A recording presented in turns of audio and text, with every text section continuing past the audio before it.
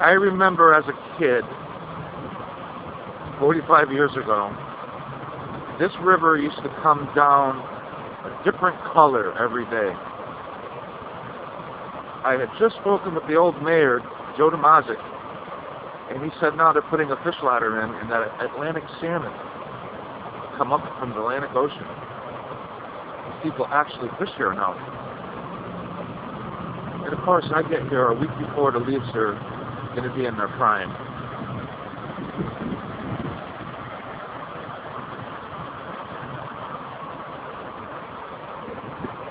Can you hear the waterfall? Wow.